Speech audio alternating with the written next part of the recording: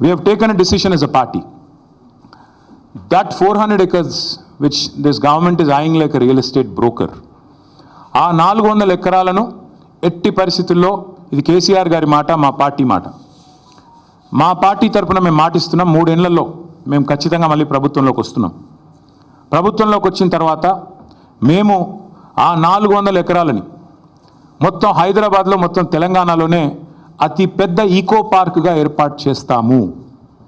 ఇప్పుడే నేను స్పష్టంగా చెప్తా ఉన్నా, ఈరోజు ఎవరైనా రేవంత్ రెడ్డి విసిరే బిస్కెట్లకు ఆశపడి, రేవంత్ రెడ్డి చెప్పే మాటలకు ఆశపడి ఆ ల్యాండ్ 1 ఇంచ్ ఎవరన్నా కొనుక్కున్నా మళ్ళీ కుండ బద్దలు కొట్టినట్టు చెప్తున్నా, మమ్మల్ని తర్వాత అనొద్దు. ఖచ్చితంగా ప్రతి ఇంచు తిరిగి వెనక్కి తీసుకుంటాము. ఒక అద్భుతమైన ఈకో పార్క్, ఎట్లా అయితే ఒక సెంట్రల్ పార్క్ ఉంటుందో మ్యాన్హాటన్లో, ఆ స్థాయిలో ఒక అద్భుతమైన ఈకో పార్కును హైదరాబాద్ ప్రజలకి గిఫ్ట్గా అందిస్తాము.